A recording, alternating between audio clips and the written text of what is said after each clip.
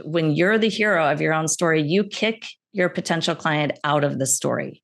You want to invite them in where they play the hero and you play the guide. So an example of this in movie language is like, Karate Kid is the hero, Mr. Miyagi is the guide, or Luke Skywalker is the hero, and Yoda is the guide, because the guide is actually the strongest character in the story, and the hero is the weakest because they have the problem, and we don't know if they're going to overcome it or not. But you are the guide because you know how to solve their problem. You've been there, done that. You can show up with empathy and confidence and guide them to solve the problem that they have. Why are they hiring you? Hey guys, welcome to episode number 202 of the Game On Girlfriend podcast. Today, I am bringing you Kris Jones. She is a story brand guide, and she's the founder of Red Door Designs. This is the episode for you if you have been struggling with sales copy. You know what I'm talking about? Like you stare at a sales page, whether you've decided to work on a template with Squarespace or WordPress or one of the magical template companies out there, right? And you're staring at the space going, I don't know what to put here. Or you're staring at a blank Google Doc because your designer is waiting for copy. This episode is going to change how you write that copy, and it's going to make it a lot more effective. Kris is a joy to talk to. I love her backstory. I hope you really listen in for that because she allowed herself to be led by a client. We always love when this happens. It makes me very happy. And she remembered it so well, she even knows the date. So listen for that. Sometimes life smacks us upside the head for that. I loved Kris's honesty about that and how she shared that. But I also want you to understand that when Kris works with her clients on their copy, they can see up to a 300-time return. People have been able to 6 times their pricing. You guys, it took me a second to say that because it's such a big deal. 6 times their pricing. What would that do to your business? What if it all comes down to copy? I believe it does. If you've hung around me for a while, you've heard me say, I think copy is one of the most important business assets we have. I truly consider it an asset because it's replicating you out there in the world.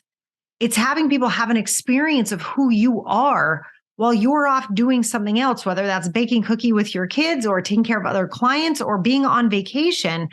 When your copy is done well, and Kris gives us tons of tips in today's podcast episode of how to make it done well. When it's done well, you can go off and relax and know that the copy is working hard on your behalf. So I'm sure you're dying to hear all of her tips and tricks. Listen in, they're amazing. And if you've had questions about AI and how you should use it when it comes to creating content and copy, listen in because I asked her that question as well. So pop in those earphones and let's get to it. Kris, welcome to the Game On Girlfriend podcast. Can we just jump into copywriting? I'm so excited to have you here. Let's just dive in. I am so thrilled to be here.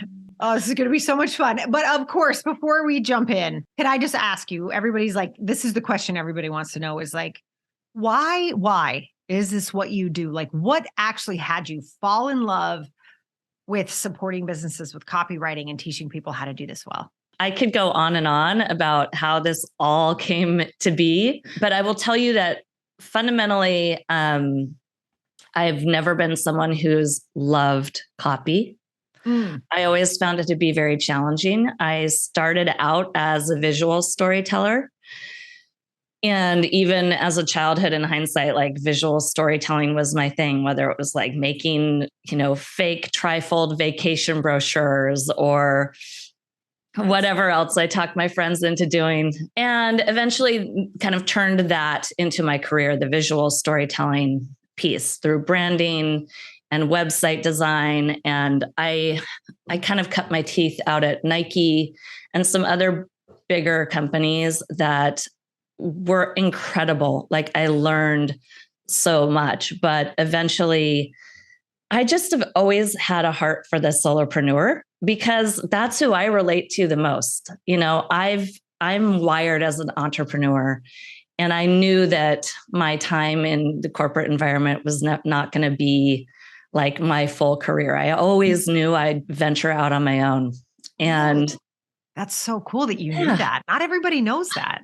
Oh my gosh. I remember driving on the freeway one day, heading out to my cubicle. And I was like, every day I make this drive, I'm dying a little bit inside. I just had this very clear thought one morning, and it was just like the truth for me, right? It's not for me, it was true. There's nothing wrong with cubicle life or working for a larger company. But for me, it was really little by little killing my soul. Mm. And so I started shortly thereafter that working with solopreneurs and helping them grow their businesses. And I got into website design because it was just what I love to do, making things beautiful. And this was back in the day when like just having a beautiful website was all you needed to really thrive as a business. And those were good days. Those were fun, those days. It was like, I have a website, I'm done. Yeah. Totally. Yeah, exactly. Even having a website meant that you were killing it as a business. Seriously. Yeah. Yeah. So, but as the years went on, I'll never forget, like, the landscape online changed, right? Like everyone had a website, and the websites that I was creating weren't as effective as they had been. I never really put a lot of energy into the copy side of things. I was all about the visuals and making the website beautiful. And I had this client, her name was Elise, and she came to me, she had a new business idea and she was really excited about it. And I'm like, yes, let's build you a site and get this out into the world. And she actually had a background in publishing. And so she was no stranger to copywriting. So she was going to do the copy, and then I was going to take that copy and make it look beautiful and, launch her business. So we set the due date, and it was like April 10th, right? And then she was going to get me the copy the week prior. And I'm laughing because I love that you still remember the date. That tells me this was a very important moment in your life. I'm sorry. I didn't mean to laugh, but I was like, no. Oh, this left an imprint on Kris, this one. It really did. It totally changed the trajectory of my business. And I'll tell you why. She called me on that morning of April 10th, and she said, Kris, I don't have my website copy ready to give you. I'm a writer. I don't know why this is so hard. I've spent years and years writing professionally. I should be able to do this. I'm completely stuck. I feel paralyzed. This is just like, I don't know what is going on, but I need your help. And I was like, gosh, I don't know what to tell you. I mean, this, you could hire a copywriter. You could maybe ask some old clients to give you feedback on what they loved about working with you. You could maybe ask a friend who's a writer. Anyway, she tried all that. She tried the copywriter. She tried all of that. And she came back to me again and just said, none of this feels like my voice. And she was in this conundrum of like, I can't write it myself, but it needs to feel like my voice. And when I try and outsource it, it doesn't feel right because it's not, you can't outsource your own voice. And so basically, that situation sent me on a path of like solving this problem. And the truth, the hard truth was, at that point, even my website wasn't doing the heavy lifting for me that it had been. And I was really relying on referrals pretty much to keep my business afloat, which, as we know, like referrals are great, but it's not a way to sustainably run a business. You've got to have tools that are going to bring in your clients on autopilot and kind of working full-time as your sales employee. And so I went down this path. I flew across the country. I dove deep on storytelling. And what I realized is that the visual storytelling that I had been doing was really powerful, but it was 20 times more powerful when it was paired with like the written word and the written storytelling. And so I went to workshops, I read books, I just went all in because I'm like, what happened with Elise will never, ever happen again. Never. Yeah. And so when I started applying the principles to my own website, things really started to change for my business. It really, like, I started getting booked out, and I was getting on sales calls, and people were already sold. They were like, I already want to work with you. You know, how much? I was started to be able to charge more for what I had been doing because the value was so much greater. The results I could promise were way beyond what had been happening previously. Well, and then it's so cool too, because your website's actually doing what you say you're going to do for people, right? So it's like, it's literally like, it's almost like a catalog. I could see why that just became so effective for you, because you're like, I'm going to help you write copy like this. Right? And they're like, I want to get on the phone with you right now. You're like, that's what I'm going to do for you. I just think that's so great. What a great story that is. My gosh. Well, the best part of the story was what happened after that, which was my clients started calling me and saying, you know what, I actually am charging 6 times more than I used to charge for the exact same service, because we were communicating the value of it. And prior to that, like, that particular client had been on the verge of burnout. He was literally going to close the doors of his business. He was like trying to find clients, not charging enough. That really turned around for him. Other clients were, you know, revenue wise, making like 300% more than they ever had. They were getting booked out. It was just, everything started to shift for them, which was the best part of the whole thing. So yeah, that's when I just realized that the visual story paired with the written story is the superpower. And even today, like even in 2023, most people don't have both.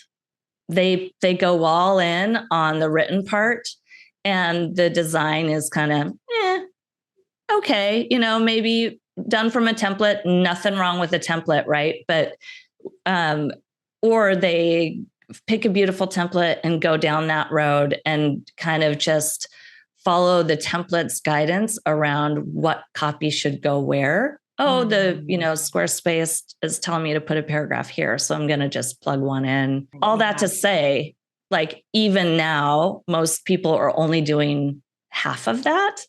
And when you do both beautiful design, basically when you have a visual story that's bringing to life your written story, it's like the 1-2 punch that will catapult you like way above everybody else in your industry. Yeah, I could totally see that. And I think, you know, I know everybody hates testing. Always, like, people are like, what's up with your Abundance Academy, Sarah? I'm like, I teach a lot of data. And they're like, what? And it's because people don't want to go in and say, but the paragraph, just because Squarespace told me to put the paragraph here, that doesn't mean that's where the human eye actually goes. And it doesn't mean that's where that paragraph should be for the visual part of the story that needs the copy backing it. And it's really challenging for us. I think as business owners, we're doing 85.9 million.4 things. That's an exact number. And we're like running around doing all this. And then someone comes in and says, yeah, but does the copy work better if it's on the left or the right? And you're like, I don't know. But as you're saying, to the pricing and to the amount of people coming ready to purchase, it can make a profound difference. Night and day. And the thing about the builders, like, if you're going to save money and use a builder, I'm a huge proponent of it. Like Squarespace, they do have beautiful templates. They do encourage you to keep things really clean and simple, as do a lot of other like cloud-based builders out there. But just keep in your mind that they are in the business of brochure websites, which is really just like a beautiful site that isn't necessarily effective. And so you've got to be the one in charge of making sure it's effective, because they're not going to do that for you. That's so true. It's so true. And we just want to get it done, don't we? I mean, can we just be honest? Oh, the list is so long. It's just, like, Let's just slap it up there. Let's like put up the obligatory website. So people got to find me somehow. And then we get it up in maybe in an evening or a couple of days. And then it's like, oh, phew, it's done. It's up. Mm-hmm. But then not a lot happens after that, which is a bummer. Look, I've done it. I mean, I know I've done it where I'll spend more time on the design of a page with the designer. And then I'm like, yeah, just use the copy from last time. Right. It's like, and I love copy. Like copy, I think I'm so happy you're here, Kris, because I think copy is one of the most important things we can have in a business. And I refer to our sales pages as business assets. I mean, here you and I are talking, right? And our sales pages are out there working for us. That's an asset. It's something that can replace itself in value, right? And it's so tempting to just throw it up there and be like, check, okay, what's next? Because we're managing so much. So true. So true. Your sales page really should act. You should really think of it as it can be your top sales employee. That's what I like to think of it as. Mm-hmm. Just working for you 24/7 for free, forever. Doesn't need to pee or eat. It's amazing. Amazing. Oh, that's very true. I mean, I guess, how else could we look at it? I guess that's right. It isn't an actual employee of the business. I love that idea. Actually, the more we think about it, the more I like it. So in light of this, and in what we as entrepreneurs, those of us who are super duper scrappy, running around doing all the things, what are the biggest mistakes we make when it comes to copywriting? The biggest mistake we make is making ourselves the hero of our own story. I totally get this approach. Like we think, this is my website. I need to talk about myself. People want to know about me. Yeah. So I'm going to kind of drum up. And this is what other people are doing online. You look at other people's websites. Okay, they're talking about themselves. I'm going to talk about like how I got into business. And this other person's like talking about their Labradoodle and some other things. Maybe I'll layer in some fun facts about myself here and also add in the experience I have because I want people to know, that I know what I'm doing, right? But what we don't realize when we're doing that is that we're making ourselves the hero of our own story. And what I want to encourage your listeners to do is really invite your potential clients into a story with you. And the reality is there is only room for one hero in every story. And when you're the hero of your own story, you kick your potential client out of the story. You want to invite them in where they play the hero and you play the guide. So an example of this in movie language is like, Karate Kid is the hero, Mr. Miyagi is the guide, or Luke Skywalker is the hero, and Yoda is the guide, because the guide is actually the strongest character in the story, and the hero is the weakest because they have the problem, and we don't know if they're going to overcome it or not. But you are the guide because you know how to solve their problem. You've been there, done that. You can show up with empathy and confidence and guide them to solve the problem that they have. Why are they hiring you? So the formula for every story ever told is a hero has a problem. That's your client. Okay. A hero has a problem they don't know how to solve. They go searching around, whether they're asking their friends or they're online asking Google, they're looking for a solution to their problem. So then they meet. So the hero has a problem. The hero meets a guide that has a solution that allows them to experience success. That is, in a nutshell, every movie you ever watch, every book you ever read, that's how it goes. Now, there's all kinds of creativity that can happen within there, but that is the structure of a compelling story. Oh my gosh, I'm literally racking my brain right now. And I'm like, oh my God, Cinderella's fairy godmother. I'm like going through all the things and I'm like a huge Marvel movie lover, right? So I'm going through, I'm like, holy, and there's that one. Oh my God. And there's another one. Oh my, like I think you just blew my mind. That is so cool. I've never heard it talked about quite like that. I mean, I know there's a formula to every story, but the idea of hero has problem, hero is stuck, hero gets guide offers success. happy ending, right? I mean, Yep. it's, or whatever version of happy ending that is, right? That Yeah. is really interesting. So we, as the business owner, right? This is so awesome, Kris, because I always say to people, what problem do you solve? That's like Mhm. my first question. Anybody comes to me with any business, I'm like, what problem do you solve? And it's like, sometimes people look at me like I'm crazy. And then they're like, oh, I help people do this, this, and this. And yes, that's right. But then positioning that as the guide through the problem that you, client, customer, amazing human who landed on my website, are the hero of. This is so awesome, Kris. That's really helpful. I hope Yeah. people. And what I love about that question that you ask is that what you're doing is helping them articulate the problems that their heroes are struggling with. Right. And when we articulate their problem on our website, when we really kind of can articulate that clearly, they automatically think we're the best ones to solve it.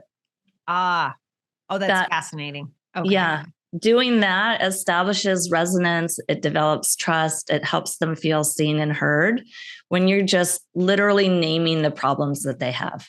I like that so much better than calling it a bunch of pain points. Cause boy, do I hate that word. I hate calling something a pain. Yeah. Like literally, I like shackles up, right? I'm like, ew. But that idea that instead, let's look at the problems you're up against and let's talk about how we're going to break through them. It's like a completely different conversation than I know you think you suck.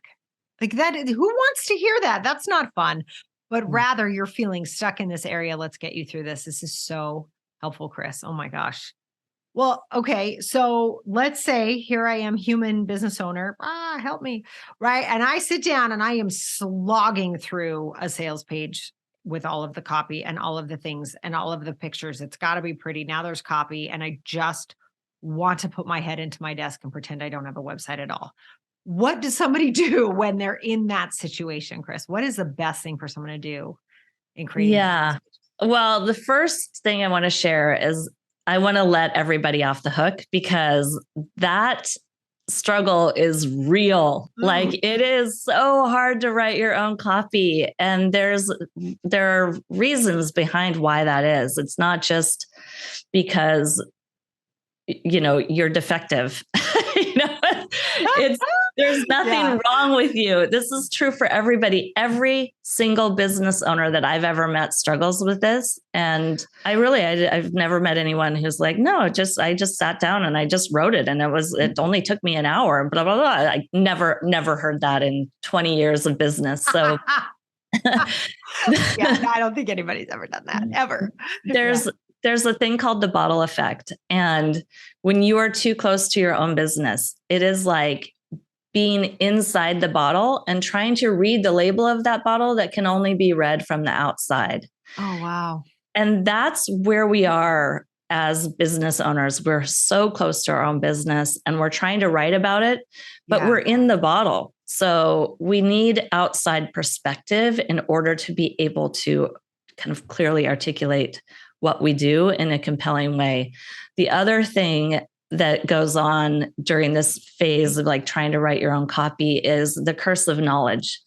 And that just means like you've been in your industry long enough, or if you're in this business, you've obviously invested time into learning about what you do. You're an expert, whether you consider yourself an expert or not.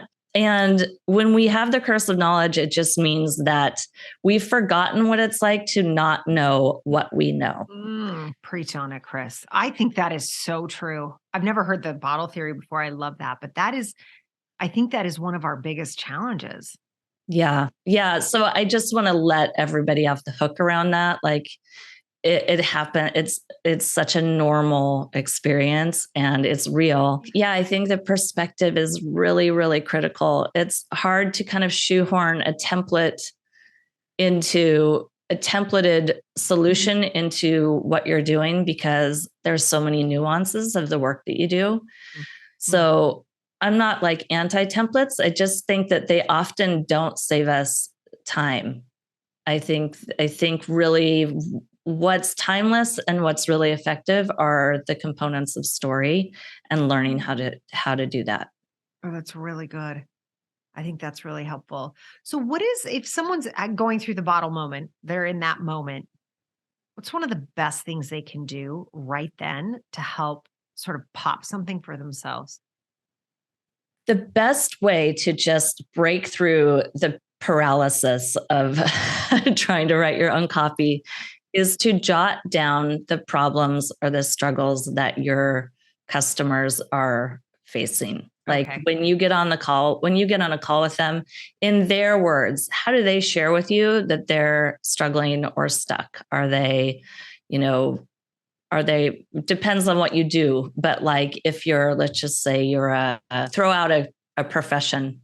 Hairdresser. Let's just say you're a hairdresser. Okay. So the problems that they might struggle with is that their hair feels out of alignment with who they are as a person on the inside. And you really want to show up congruently. That might be one thing. It might be that, maybe one of their problems is they need to come in frequently and it's just too expensive. One of their problems might be that their hair color, they feel like it washes them out or something like that. Like it's not enhancing their visual appearance. So the thing here you want to do is hone in on what they're telling you they're struggling with.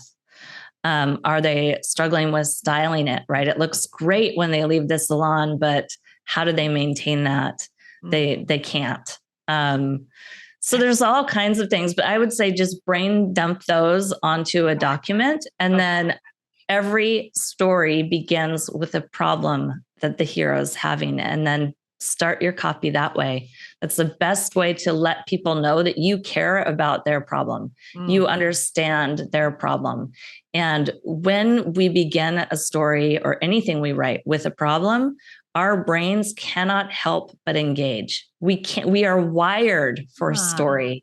And so that is just a little secret to just get the juices flowing. So you start with the problem and you might say like, I know, are you struggling with the fact that your hair is kind of making you feel drab or yeah. And then you want to position your service as the solution to that problem. So at such and such salon, we specialize in, blondes who want to become blonder or whatever. Like we specialize, we work with women to create alignment between who you are on the inside with how you show up externally to the world. And then we want to always incorporate the message around what's in it for them. Like as humans, we're just scanning the world. What's in it for me? What's in it for me? How can I benefit from this? So we want to spoon feed them that. So after you've kind of positioned your solution, however you solve that problem, and then you want to say, so that you can feel your most beautiful self, so that you can show up with total confidence and have more fun. Whatever it might be, but you always want to be weaving in those three things: the problem that they're struggling with, articulating that really clearly, positioning your service as the solution to their problem, and then weaving in the benefits of what happens for them in their life when that problem is solved. Yeah. Yeah. Ah, so good. So good. Putting them in the moment of success. I love that. Okay. So there's like the elephant in the room at the moment, as you and I are talking. I feel like I'm living in the Matrix because I keep seeing Morpheus say, "Oh, that was the day we celebrated the birth of AI." Right. And I'm like, are we doing that? So when it comes to copy, she said with total fear in her eyes, when it comes to copy, I would love to know, Kris, and listen, this is the Wild West right now. Like I, at this point, expect no people to have any answers to anything right now because I don't think we know, even though my son, who's 16, thinks he knows everything about AI. I want to know, what do you think is happening right now with people being able to say, "Hey, write me a sales page, Mr. AI thing," and it does. What are we going to do with that? Well, I think no matter what, you can't outsource your own voice. You really can't. And there are nuances about what you do that make you unique. That's why people hire you instead of your competitor. So I think AI is an incredibly powerful tool. And I do think you can use it to explore ideas for sure. Like, here are the problems that my customers struggle with. Can you think of 10 more problems? And then AI can generate even more that maybe you didn't even think of. So it can help you that way. I don't think it's really dialed into just plug and play a sales page, but I think if you know what to ask it, it can help kind of round out or add to some of the initial ideas that you have. I think of AI kind of like a really great, like a professional racehorse, basically. It's been groomed, but you don't want it to run wild. You don't want it to run wild. It needs to win the race. It needs a jockey. And so when we know how to write our own copy, when we know the power of story and how to be the jockey for AI and tell it exactly what you want it to do, I think that can really be a great way to use it. Very cool. That can change the game. I could absolutely see that's what changes it. So let's use it maybe for speed. I think it was Gary V. I heard say that the other day. He's like, all of our social media was written in an hour for the month. Wow. But we went through it and we cleaned it up and we, like that kind of a thing. But I love that you called it a racehorse, but it sounds like that's really how brilliant people are using it, is like to get maybe some of the ideas out, to get kind of the backbone out there, but then to assume that it's done at that point would probably be folly. Yeah. I think that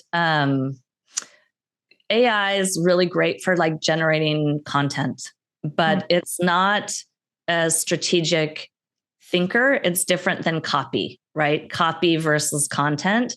Content is like, you're generating, you want to generate lots of it. It'd be great for a blog post.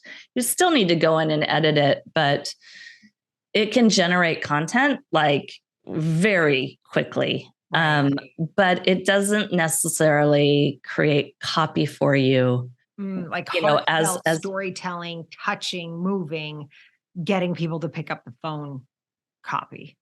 Right. I mean, what you really want is your website to be representative of you. So when people get on the phone with you, there's a seamless relationship. They get on the phone with you and they feel like they've already met you because the way that your website is written feels like you, and nobody else talks. Your voice is like nobody else's in the world. And you really, like, the most effective websites know how show up in the way where it's like your voice on the page versus like an AI generated thing. Yeah, it's just never going to quite be the same, is it? Even I could get close, but it's still not that same. And I think sales copy specifically, I feel, really has to touch people. It really has to move them. They have to feel very seen. That's why I love you talk about the hero piece. And I don't know that a computer can do that. Thank you, Morpheus. All right. So listen, I believe for everybody listening today, Kris, you have a special gift for our listeners today. Yes, I do. If you're interested in learning more about storytelling, I have a freebie called Write Compelling Copy in 5 minutes flat, and it'll delve a little bit deeper into the components of story that I talked about today. That's completely free. And then I also have my main offer, which is a story brand website copy that sells in 2.5 hours flat.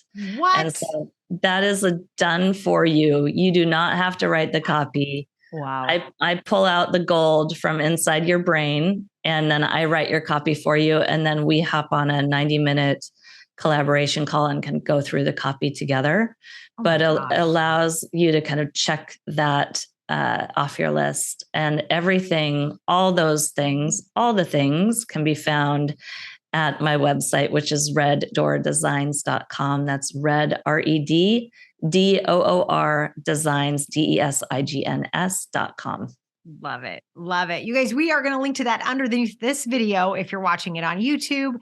And for those of you listening, tap onto your show notes and you will find the links there. Kris, thank you so much for spending time with us today. This has just been such a joy. It's one of my all-time favorite conversations, copy. Love it. Love it. Kris, thank you again. Thank you for having me.